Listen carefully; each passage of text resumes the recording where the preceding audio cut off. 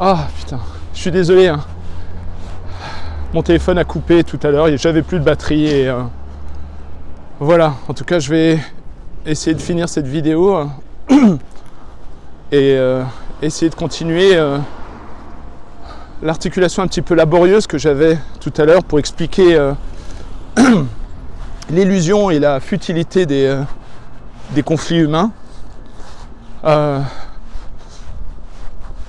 Donc je vais voir si je vais réussir. C'est un sujet hyper délicat qui paraît simple mais qui en fait qui m'a demandé vachement d'éveil pour comprendre et accepter l'autre au-delà du mal que l'on peut recevoir de cette personne. Donc comme je le disais, on est suivant le travail que l'on fait personnel pour développer notre maturité émotionnelle, pour développer notre capacité à créer de la sécurité émotionnelle, donc le travail introspectif qui peut être terrifiant et douloureux pour certains,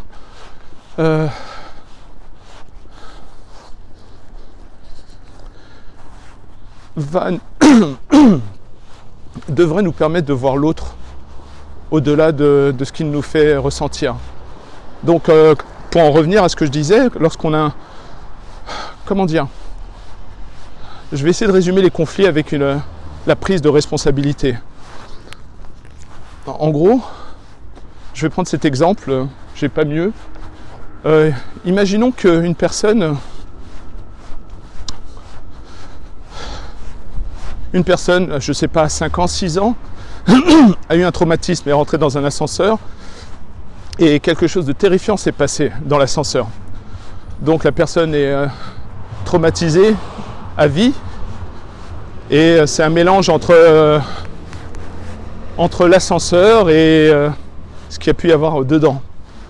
Donc en grandissant, la personne a ce trauma et a une forme de PTSD. Donc imaginons maintenant que la personne a 25 ou 30 ans. Elle est dans un ascenseur et il y a une autre personne qui rentre dans l'ascenseur. Donc la personne traumatisée va voir l'autre comme quelque chose de terrifiant. Et ça va s'exprimer réellement dans son psyché, dans son cœur, dans son corps.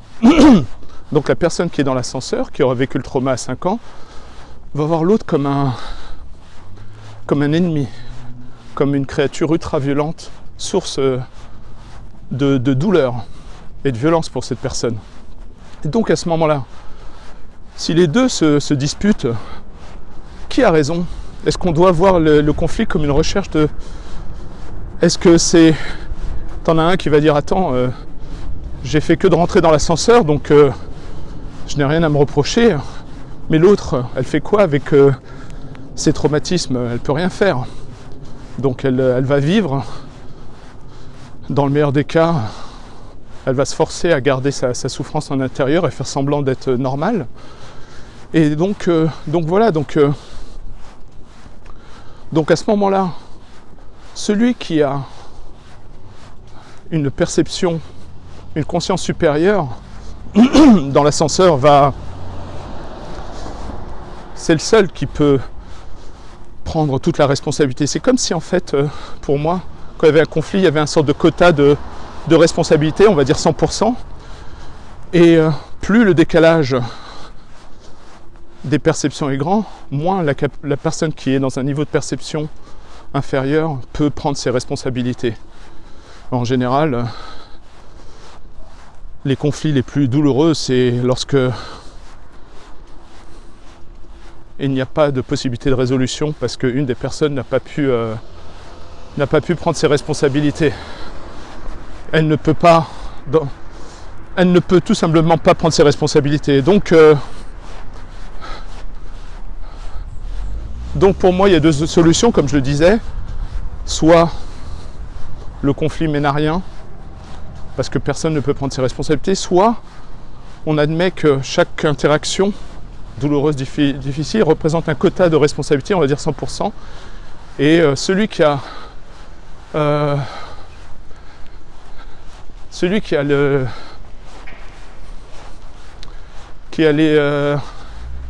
un niveau de perception supérieur peut décider de prendre toute la responsabilité sur lui, même si factuellement il n'a pas à le faire.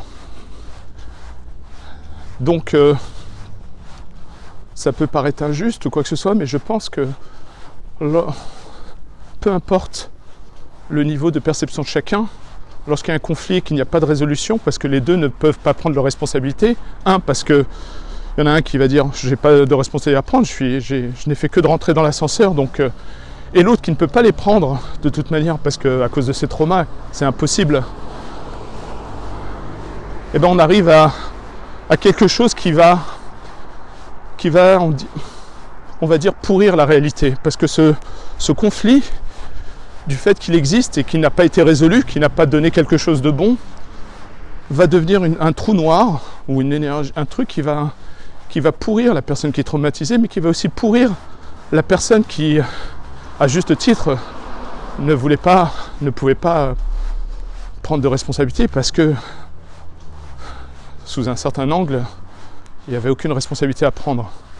Donc mon propos, c'est de dire que lorsqu'on fait son travail intérieur et qu'on s'élève, il faut, je crois, je ne sais pas comment le caractériser, il faut accepter de prendre la responsabilité à 100% pour comprendre que spirituellement, l'autre qui ne peut pas voir, qui nous voit nous comme la source du problème ou du conflit, il est dans sa perception, dans sa réalité. Et que pour moi c'est un leurre de se dire bon ben l'autre c'est un con, il n'a rien compris avec ses traumas, je sais pas, donc j'attendrai qu'il résolve sa vie et qu'il prenne ses responsabilités. Et donc j'attendrai quand... Donc ça c'est pas possible, ça marche pas, je l'ai essayé dans ma vie, notamment avec mon père, donc laisse tomber. Mais ce que j'essaie d'exprimer dans cette vidéo, c'est que on est là dans cette vie pour une raison, et être en errance dans une forme de normalité qui est bon, gentil, méchant, sympa, conflit, qui a tort, qui a raison, c'est une forme d'errance. Parce qu'à la fin, le but n'est pas de savoir s'il y a une vérité, parce qu'en plus je pense que la vérité suprême elle existe, mais elle est comment dire, j'allais dire inatteignable, mais c'est quelque chose vers lequel on tend, puisque de par notre nature on est matière, donc la vraie vérité, celle divine, elle est pas directement accessible. Donc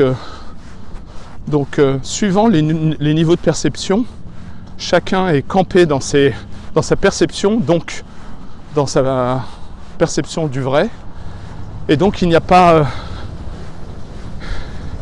de connexion, de résolution possible. Et donc moi je prétends que les conflits sont des faux conflits, une sorte de danse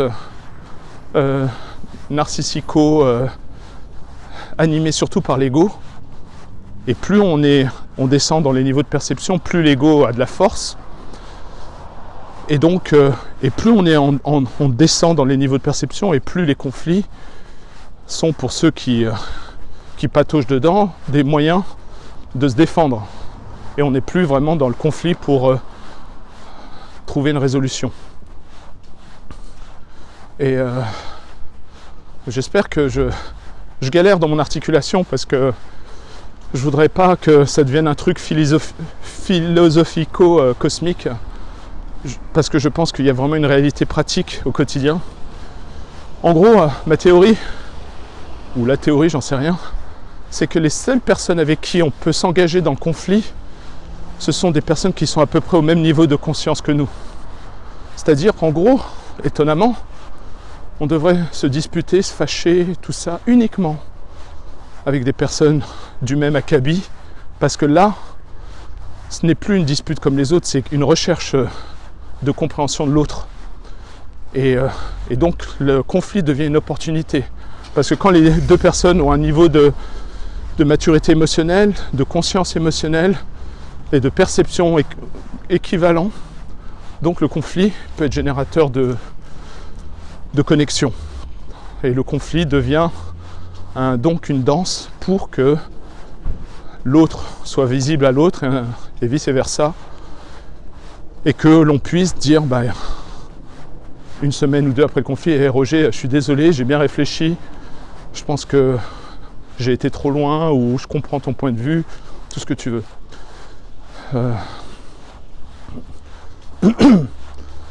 Donc ça c'est, comment dire, c'est presque, j'allais dire,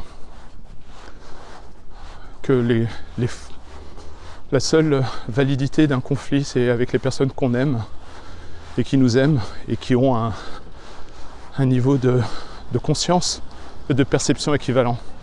Sinon, tous les autres conflits, c'est des tangos qui servent à rien. Et donc moi, je me suis promis de vraiment faire la différence entre les différents conflits et de faire la différence entre le self-defense physique, c'est-à-dire quand l'autre représente un vrai danger, les danses futiles de drame, parce que dans les conflits, il y a aussi des catégories de personnes qui ont une addiction au drame et qui fait partie de leur réalité. Donc ça, je rentre plus dans ce genre de danse. Mais j'essaie d'observer la colère de l'autre, sa peine, sa détresse, ses ressentis, pas comme une menace de mon existence, mais comme quelque chose à traduire chez l'autre, et d'accepter sa perception, sa réalité. Naturellement, ça ne veut pas dire tendre l'autre joue et d'accepter de me faire abuser, parce que... Mais en tout cas, je pense qu'il y a, dans la majeure partie des cas, les conflits sont, dans leur expression brute, sont futiles et n'apportent rien s'il n'y a pas un des deux qui a un niveau de conscience suffisant pour pouvoir comprendre ce qui est devant nos yeux, quelque chose à traduire. Ça peut être l'autre en face de nous qui est en rage contre nous. Peut-être que ça n'a rien à voir avec nous du tout, et que l'autre en face est en train juste d'exprimer sa peine, sa désolation, et il attend une forme d'espoir de l'autre. Je me suis longtemps interrogé pour un certain nombre de personnes que j'ai rencontrées dans ma vie qui étaient incapables de prendre leurs responsabilités. Et pendant longtemps, j'avais un jugement en me disant, mais putain, je comprends pas quoi.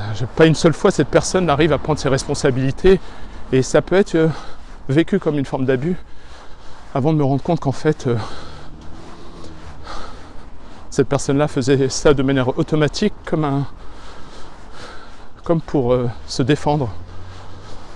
Pas pour faire le mal, mais pour se défendre. Vu qu'elle est incapable de prendre ses responsabilités, c'est presque un appel au secours pour dire à l'autre, bon bah vas-y, prends toutes les responsabilités parce que j'y arrive pas, quoi. Et ce qui m'a le plus inspiré, c'est qu'en fait, dans toute interaction, c'est comme si plus on avançait dans les sociétés modernes, et plus il fallait traduire ce que dit l'autre.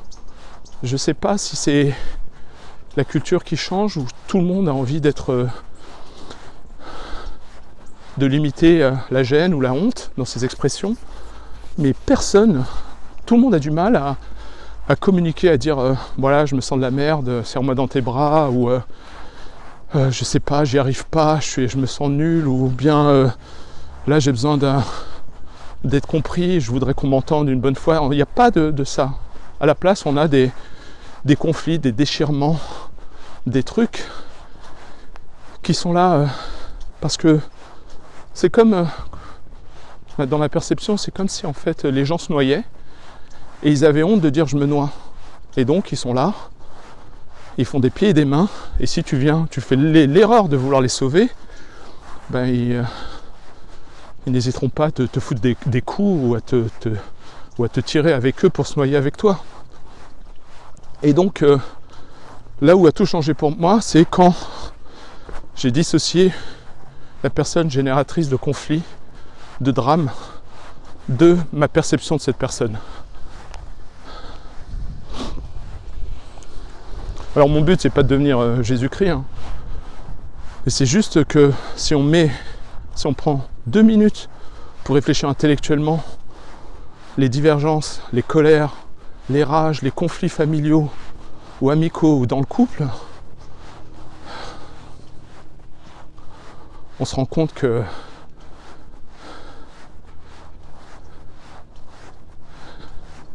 qu'en fait tout ça c'est une sorte de mascarade, un théâtre, un film, et ça crée des hauts, des bas, et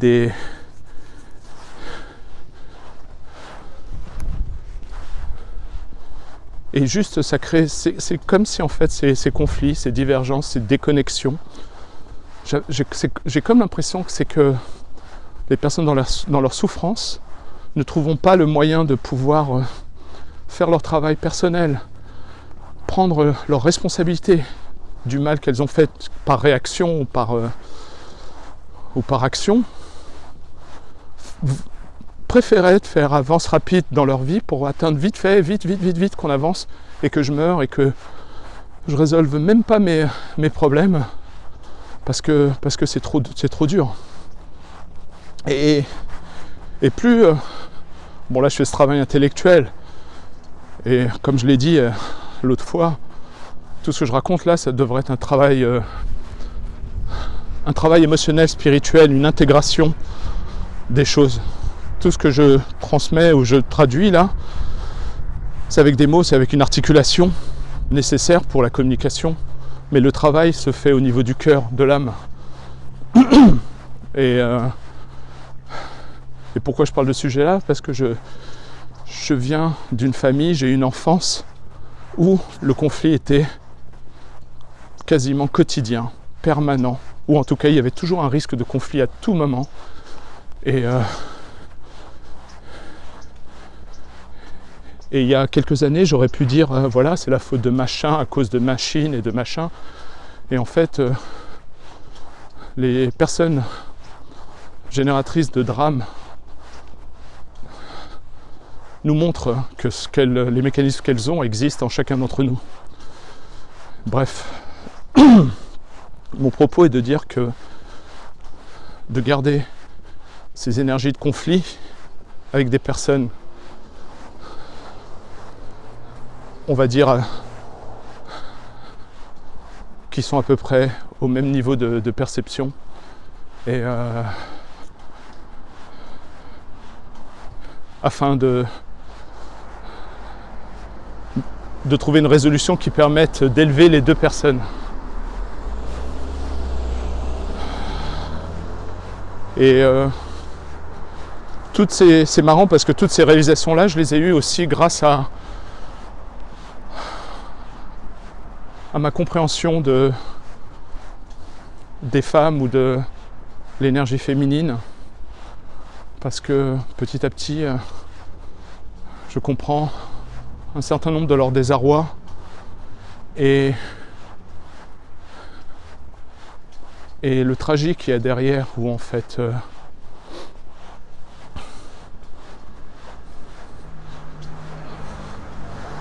j'ai l'impression, c'est comme si c'était des personnes qui souffrent, et non seulement elles souffrent, mais en plus la langue qu'elles utilisent pour exprimer leur souffrance est totalement différente. Bref.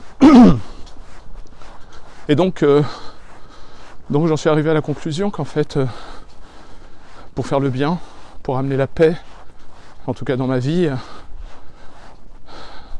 si j'ai une déconnexion avec l'autre, que l'autre est incapable de prendre 1% de responsabilité, donc j'accepte de prendre les 100% de responsabilité parce que finalement la seule personne que l'on peut changer, modifier, corriger, c'est nous-mêmes. Et quand je dis je prends toutes les responsabilités, c'est parce que l'autre, dans sa perception, peut nous voir simplement, de simple fait de notre existence, comme une source de violence. On le voit dans des mécanismes bien connus comme la jalousie. Je me suis toujours posé la question, mais mince alors, pourquoi il y a différentes formes de jalousie, mais je me suis dit, mais pourquoi, c'est quoi cette jalousie et tout, et j'ai compris que par exemple en amitié, la jalousie est juste un reflet que quand l'autre est jaloux, c'est qu'il a peur de nous perdre. Et quand tu as un ami qui par exemple réussit mieux que toi et que tu le jalouses, je crois pas que ce soit une jalousie pour dire oh mince, j'aimerais vraiment avoir sa réussite ou ses ressources. Je pense qu'elle place, la jalousie est là pour exprimer une inquiétude de se dire bah, si l'autre a réussi plus, donc peut-être qu'il aura moins besoin de moi, et donc mon utilité sera de moins en moins nécessaire. Et donc mon ami n'aura plus besoin de moi. En fait, j'espère que j'en fais pas des tirades aujourd'hui. En fait, si on accepte de voir l'autre dans ses forces et ses vulnérabilités, et par conséquent, on accepte que cette vie, c'est du tâtonnement. Et donc, on fait l'effort d'aller au-delà de l'expression de l'autre et de traduire ses émotions, ses mots, pour pouvoir aimer l'autre pour réellement ce qu'il est et pas ce qu'il nous présente. Et je suis dans cette quête pour putain comprendre l'amour, parce que après une vie passée dans tous les égarements possibles, gagner de l'argent pour pouvoir payer les factures, essayer d'organiser des vacances, faire des trucs, je me rends compte qu'il n'y a rien, mais absolument rien, il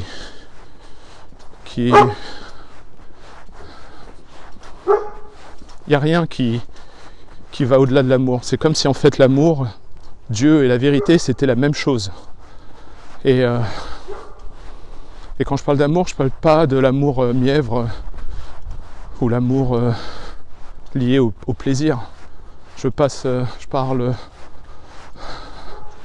l'amour de l'autre parce qu'il est une part de nous-mêmes et nous sommes une part de lui. Et peut-être que cet amour a toujours existé en nous. Quand tu sors du ventre de ta mère, je pense que cet amour est un reflet de l'unité. Je pense que la division que l'on vit aujourd'hui est une illusion, et que cette division aujourd'hui est un reflet de l'expérience humaine et qui nous permet de satisfaire notre ego, qui nous permettent de vivre des plaisirs individuels. Mais la réalité est qu'on a toujours été connectés et qu'on l'a soit oublié, soit on ne le voit pas. Et lorsqu'on s'élève, lorsqu'on fait son travail intérieur, on se rend compte qu'il y a dans l'autre une partie de nous-mêmes. Et que quand je fais mon travail intérieur, je crois que je rends service à toute l'humanité et que je fais ce qui m'est demandé au niveau de l'âme. Et de fil en aiguille, depuis que je suis petit, j'arrive à cette conclusion qu'en fait, nos vies sont parfaites et qu'on nous donne des missions, des épreuves comme un film, et qui est un scénariste, peut-être Dieu, je sais pas, et qui nous balance des épisodes et qui regarde ce qu'on en fait. Et donc lorsqu'on vit des horreurs, de graves horreurs, eh ben c'est comme si on était dans un film ultra épique et qu'on nous donnait l'opportunité d'aller très, très profond, très bas, afin de pouvoir remonter plus haut que la moyenne. Après, il y a des épreuves horribles qui nous détruisent, mais si on comprend qu'il y a en nous une part divine et qu'on arrive à dépasser ces horreurs, et ben là on se retrouve à atteindre des hauteurs spirituelles hallucinantes, des joies indescriptibles, et on se rend compte bien plus tard que toutes ces épreuves, ces horreurs étaient des cadeaux. Donc il y a ce film dont nous sommes le héros, et à chaque épreuve qui nous est donnée est une opportunité pour vivre l'expérience humaine. J'avais lu quelque part il y a quelque temps que si les personnes se rendaient compte que dans le monde spirituel tu as des âmes en file d'attente et qui attendent leur tour de vivre l'expérience humaine, les gens vivraient leur vie totalement autrement, comme une opportunité rare. Et aujourd'hui, petit à petit, j'essaye d'intégrer toutes mes souffrances et les épreuves comme des bénédictions et de les intégrer sans chercher à les analyser ou les résoudre. Enfin, j'essaye intellectuellement. Et donc voilà, je pense que plus on fait son travail intérieur, plus on bonifie notre âme, plus on sort de l'amnésie dans laquelle on est issu depuis notre enfance, et plus on a peut-être des chances de retrouver notre chemin vers le divin, vers l'unité, vers la connexion divine. Et donc voilà, j'espère que je ne me suis pas trop égaré en ce dimanche, mais voilà, cette chaîne YouTube est hallucinante pour moi parce que j'ai l'impression que tout ce que je raconte, je ne pouvais pas le dire auprès de certains de mes proches, de ma famille, parce que j'avais pas envie de saouler. Donc là, je me permets de saouler tout le monde avec ma chaîne. Mais non, voilà, en tout cas, cette vie est, pour moi, je pense qu'elle est parfaite. Parfaite. C'est sûr que quand tu es au milieu de cette vie, au milieu d'une épreuve, quand tes parents te défoncent la gueule, quand tu as l'impression que tu vas pas y arriver, que t'es moins que rien, et bien là tu te dis merde, ma vie c'est de la merde. Mais en fait non, c'est un épisode. Donc voilà. Voilà, c'est tout ce que j'avais à dire. Je vous remercie de votre attention, de votre écoute, et je vous souhaite un bon dimanche. Avec tout mon amour. À bientôt. Salut.